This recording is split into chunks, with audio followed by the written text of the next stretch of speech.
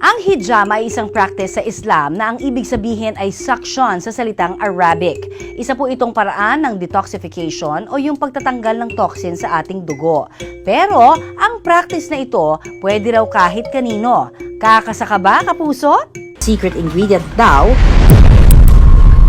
dugo.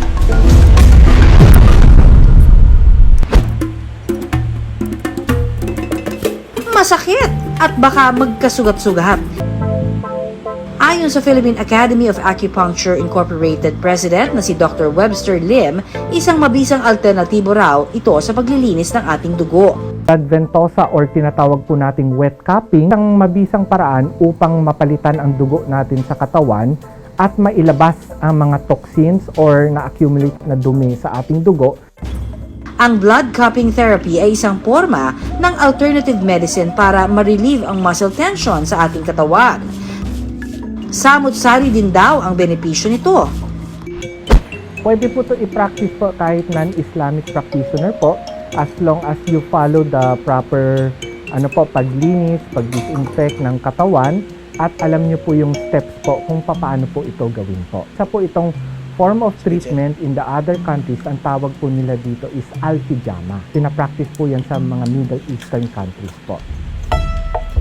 Pero dahil may kasamang dugo ang paraan nito, taas kilay daw ang iba noong una. Bago sumabak sa blood cupping treatment, inaabisuhan muna ang mga kliyente na huwag kumain. Sa blood cupping, sadyang ginagawa ang hiwa sa katawan upang lumabas ang dugo. Tsaka ito papatungan ng glass cups o vacuum cups.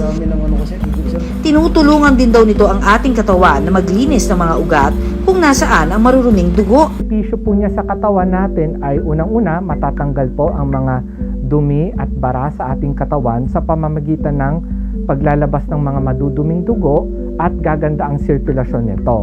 Tinutulungan din nito ang katawan na na maglinis ng ating mga ugat kung saan nandun po yung mga madudumi nating dugo at pag nalinis po ito, ang ating katawan gagawa po siya ng bagong dugo para mas gumanda po yung circulation sa katawan po. Gawa naman po natin is between 0.1 to 0.2 cm lang po. Mabago pong gumawa nito, pinaka-importante open-minded tayo sa ganitong klaseng treatment. Pangalawa, siguraduhin yung katawan natin ay medyo malusog in terms of sapat ang dugo natin sa katawan. Kinakailangan din na ipahinga ang katawan ng isang buong araw matapos ito. Ina-advise natin after magpa-blood ventosa or wet cupping, iwasan muna maligo for 24 hours. Iwasan din mag-ensayo ng mabigat dahil magpapawis. Inom ng maraming tubig, kumain ng masustansyang mga gulay. Do your research, siguraduhin na ang pupuntahan niyo po ay bihasa sa ganitong mga klaseng procedures po, alam pong ginagawa. Pag susubok po kayo sa araw na ito, make sure na hindi po kayo naghihilo or nanghihina po. Pag gumagawa po ng treatment, do feel relaxed po. Sa bigat ng trabaho ng ating mga pinagdaraanan, deserve natin ang anumang makapagpapagaan ng pakiramdam.